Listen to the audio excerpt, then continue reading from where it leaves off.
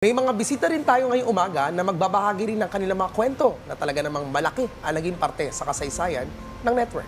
Kasama po natin live sina Sir Rey Rivera and of course former chairperson Miss Veronica Baluyot-Jimenez, former board member and host ng programang Good Morning Boss. Also joining us online is Miss Issa Litton, former host ng Chika program ng PTV. Good morning and welcome back to PTV. Good morning! Good morning. Welcome! Okay, unahin po Good natin. morning. Good morning.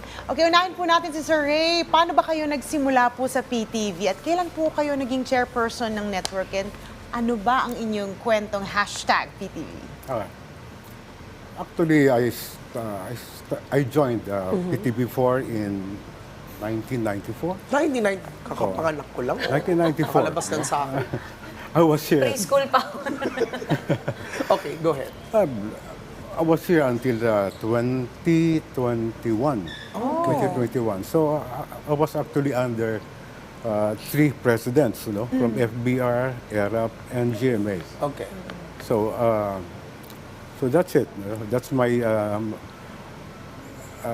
It's your hashtag kwentong PTV. Any unforgettable Kamusta naman experience yan? po ba sa PTV? Well, napag-usapan nga kanina, sabi nyo nga, karamihan, nagiging training ground, nagiging okay. OJT ang PTV nung inabutan ko.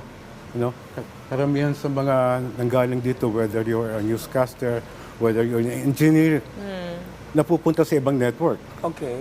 So what we did as a board, we went to the CSC, DBM, and all the other agencies, for the upgrading of the personnel structure, Ayun. PTV.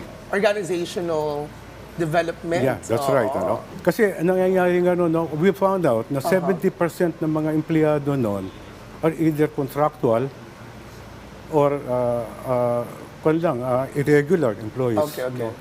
So we had the personnel structure upgraded, So and then we asked the workforce to take the CSC exams. And the first batch of 200 people were given permanent status. Wow. Ayun. And there were several other batches that followed, Okay. And pagkatapos nun, nagkaroon pa ng upgrading of salaries. So, since that time, nabawasan ngayon yung Sinagsasabing training ground ng PTV. migration ng mga empleyado ng PTV4. Ayun. I think that was the most important thing for me, at that time, that the board did, for the network. And I'm sure some or many are still around, still around here, But nagkaroon din ng yun because when I came here, there were about 1,400 employees. Okay. But because of the redundancy and streamlining, we had to let go of about 300 to 400 employees. Madami-dami din, Marami ring nawala. But I think those who remain are deserving of their positions. Ayun. That's the legacy that we can see doon sa mga stories niyo, sir. How about Ma'am Veronica? Kayo din po ay naging board member ng PTNI and aside also from being a PTV host, So, kwentuhan niyo po kami. Hashtag kwento PTV. What was your memorable experience with the network? Naku, napakarami.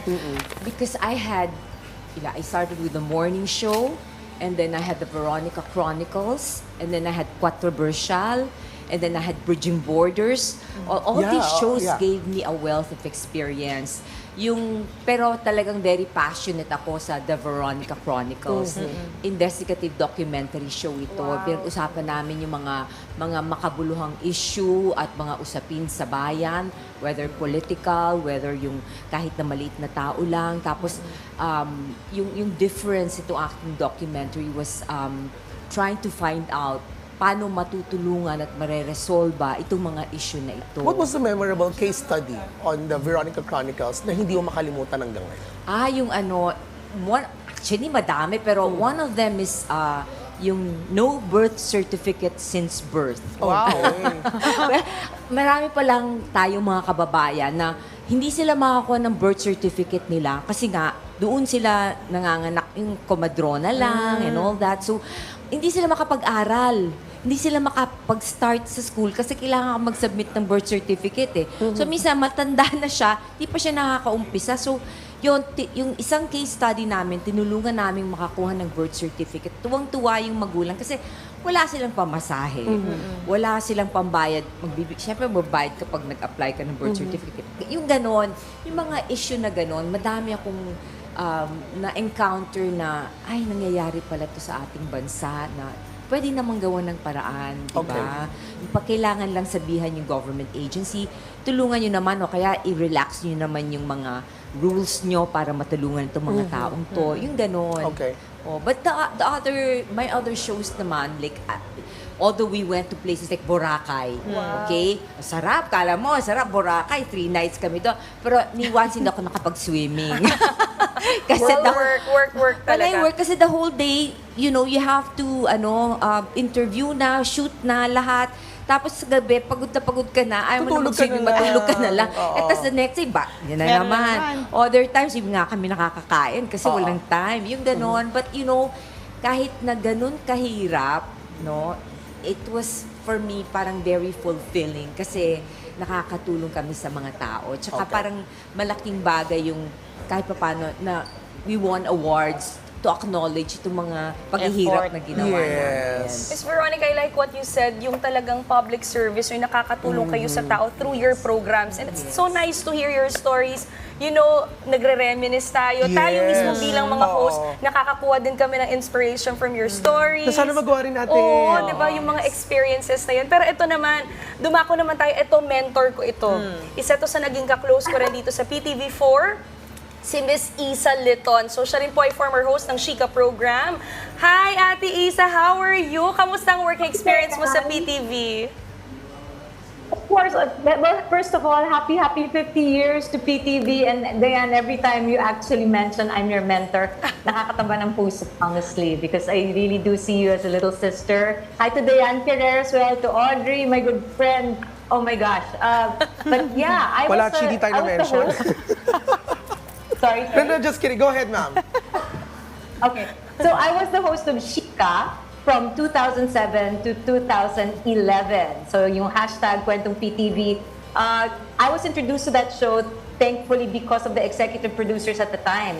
I had a travel show with Eric and Epi Quizon, si Tita Lisa Valderrama, kilala si Ma'am Viz Bolanos, who at that time was one of the head producers. I'm sorry, I forget the titles. And then I was introduced to this show. It was a morning lifestyle show. Siyempre si Ma'am Veronica, she went community service and some political stories. Sa akin naman, PTV was also rich when it came to lifestyle. Kasi Monday, we would talk about beauty and wellness. Tuesday, arts and culture. Wednesday, legal matters. Nagtatrabaho pa rin yata si Attorney Maris Manalo, who was my co-host for Wednesday. Andyan pa rin siya, sumusupot sa PTV. Thursdays was food and cooking. Si Ma'am Rose was my executive producer for that, who recently, I think, just said goodbye. Am I allowed to say that? 2 days ago, If yes.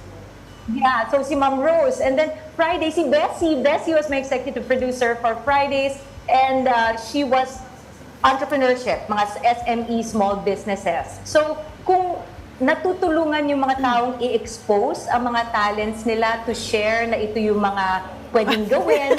Totoo yan na marami kayong narinig. Ay, sige, I can see Ay, Ang dami mga ng PTV when it comes to the production crew. Ayan, talagang pamilya. Pamilya ang shows sa PTV. So from Chika, I went to a morning show where I met Diane, Medina, and JC.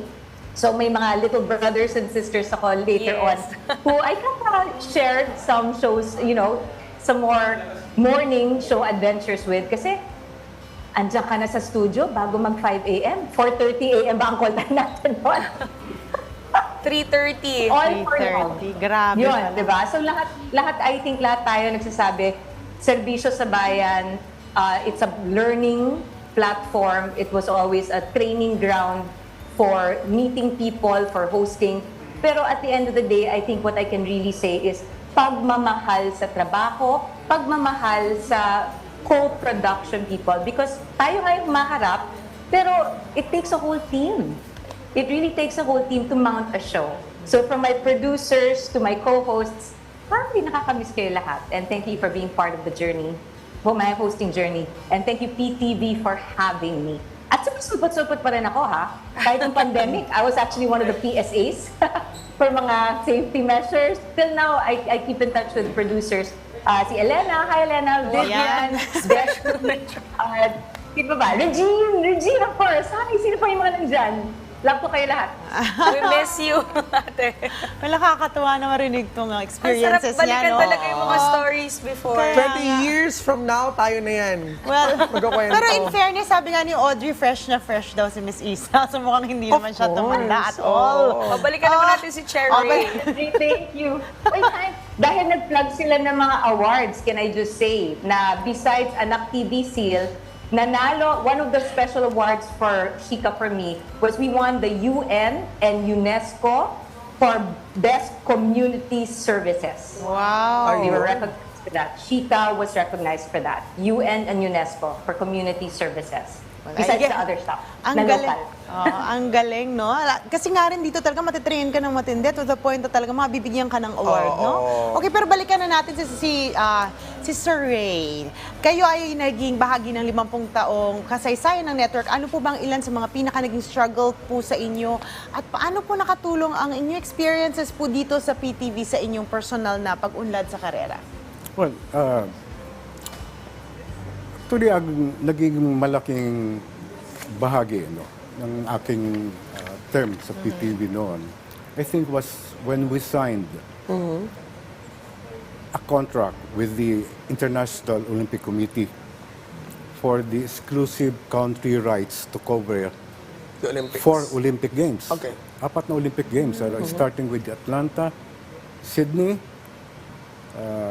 Athens, and Beijing. Okay. Now, the first 2, I was privileged to have attended those events. At that time kasi, there was no subsidy from government for our maintenance, operations, and Personal expenditures. personal expenditures. No? Walang ganun eh. So, sariling kayod ka. But with those contracts, with the Olympics, aside from the Asian Games, the SEA Games, we also had the Marlboro Tour. We had the PBA, and then we had also the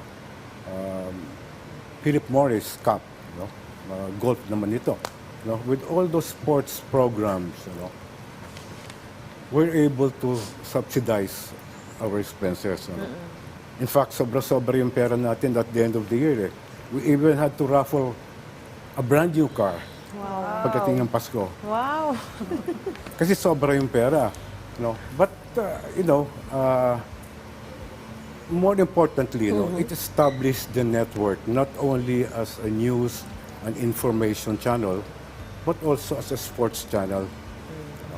And I think that was the legacy that I'm quite proud of. Yung pagiging sports channel noon ng PTV4. So, pagdating sa sports noon, lahat ng mga tao nasa PTV. No other network at that time was into sports. Okay. And for sure, that milestone is something that could really inspire people right now. And not only that, siguro yung fact na even parang alam mo yun, talagang in terms of employee engagement, talagang marami sa mga empleyado talagang very engaged dahil sa series of activities. And I would say the struggle is only the process, which is very normal. Pero the achievements, the opportunities, talaga na-gather yon. And which is ngayon naman, meron pa rin yan. And we're really looking forward for more opportunities and of course, success sa makukuha natin. Pero panghuli na lamang siguro natin si Miss Veronica, ano ba yung isa sa mga hindi niyo po malilimutan na binigay sa inyo ng PTV? Binigay sa akin. Hindi pa siya malaki sweldo, pero... pero hindi. I'm proud na I spent 10 years here in PTV kasi marami kaming nagawa. I became OIC chairman of the board and vice chairman and a member of the board for quite some time. the equipment that you see right now, itong mga bagong camera na na-enjoy. Dati kasi hindi na nga maitaas itong mga camera na to, tapos sira-sira na lagi yung teleprompter, tapos yung aircon, ako, nasisira. Ang init-init, nagsishow kami, pero kunyari, malamig. Pawis na pawis kami kasi laging nasisira yung aircon, tapos yung mga lights namin, yung makaluma pa. But now you can see it's high-tech already, so you can enjoy already this very nice studio here, and I think that's one thing that we were able to do during my time as member of the board, and we made sure that the bidding was transparent. Kasi allergic na kami mamaya, sabihan kami may corruption and all that, and we were so careful. Videotape namin yung bidding, and we made sure that itong above board lahat ng mga purchases of all this equipment that we have right now. So I think that's one of the things that I'm very proud of, and that I can see that you all are now enjoying. And ma'am, siguro your advice din sa mga papasok sa media, considering the journey that you had here in PTV. Oh, okay. Never give up. There will be a lot of ups and downs. Madaming mahirap. Kahit wala kaming pera noon, wala kaming makain na kasi mahirap ng allowance dito. At that time, parang pahirapan talaga. We survived. We survived with the little that we had, and we still did our work with a passion. Kahit na wala kaming tulog, kahit na come hell or high water, bumabagyo or what, we would come. Especially sa news. Walang di pwedeng mag-absent. Ganon. So, tuloy pa rin ang news. And what I talagang instilled doon sa aking crew at that time was that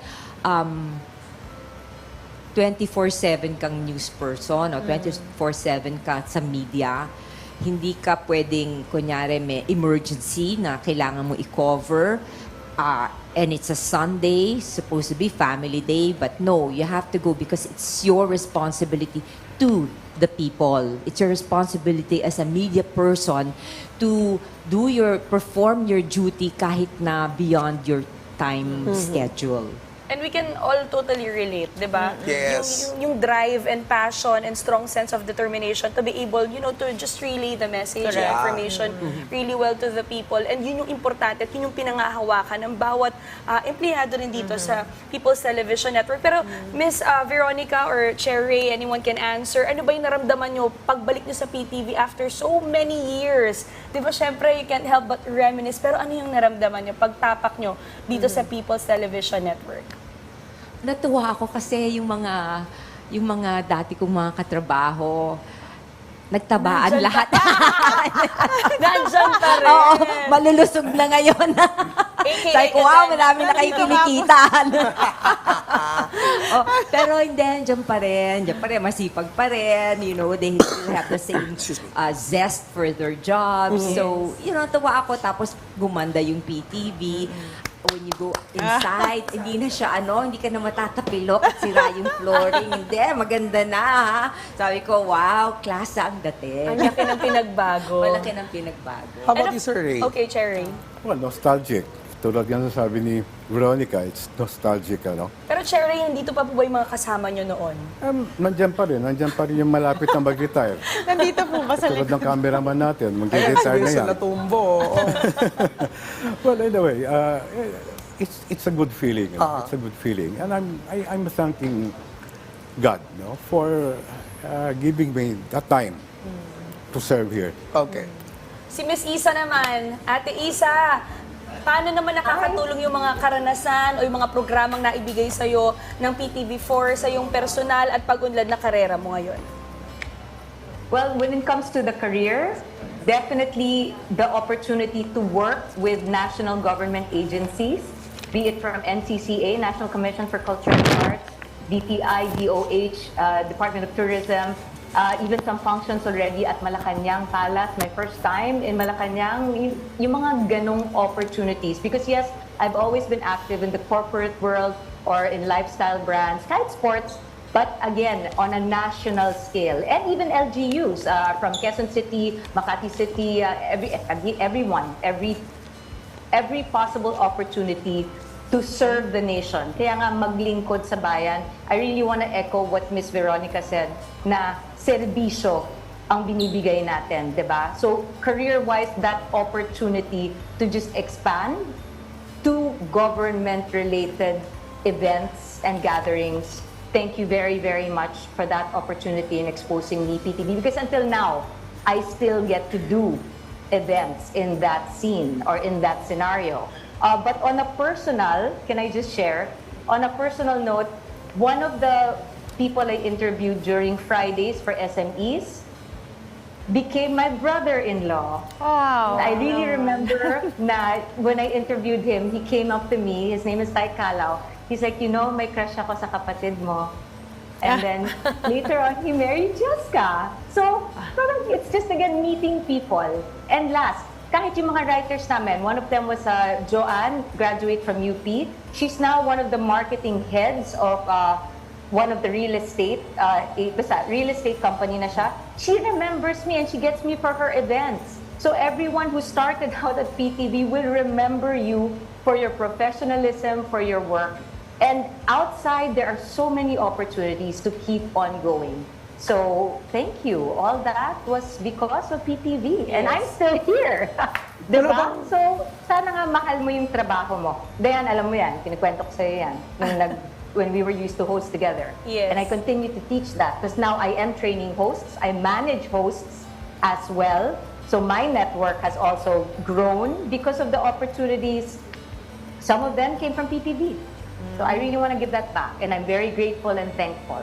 Sana makaharap din ako ng in-laws sa mga guest-guest natin, no? Oo. Pero ang sarap marinig, no, kung paano siya nag-umpisa dito, tapos nag-grow siya ngayon. Siyempre, Miss Issa Litton na siya, talagang well sought after host siya.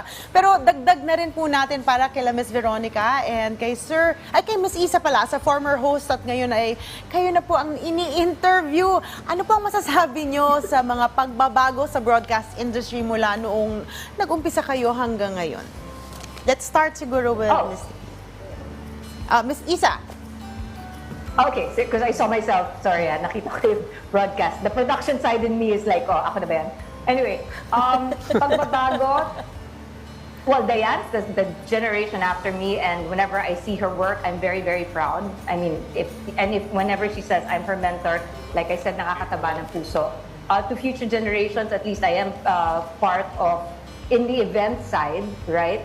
But when it comes to broadcasting, syempre, always speak the truth and do not lose the courage to speak for others.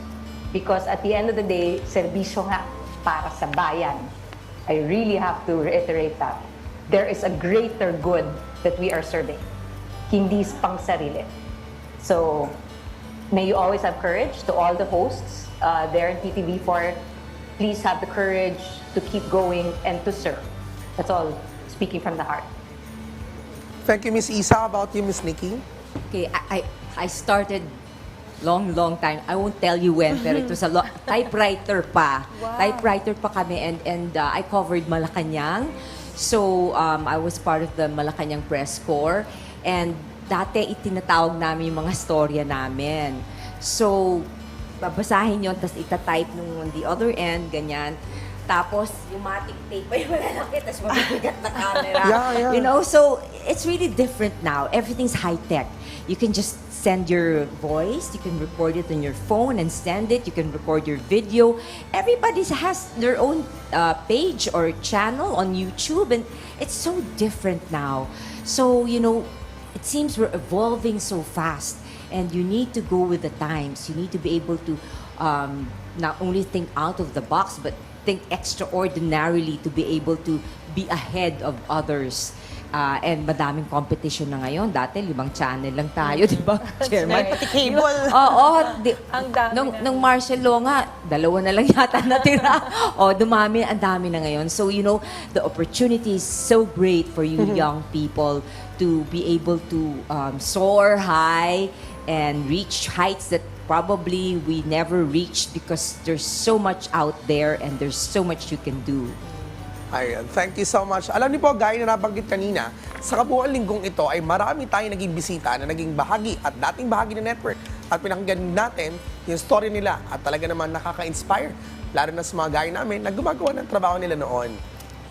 Again, thank you so much po sa paglaan ng inyong mga oras at sa mga kwentong ibinahagi nyo. So muling nakapanayan po natin, Sir Rey Rivera, thank you so Thank much you for your so much. time, sir. We also have, of course, Miss Veronica Baluyot-Jimenez, and of course, my ate, Issa Litton. Thank you so much, ate. More power to PTV. Bye, everyone. Thank Bye. you. Thank you.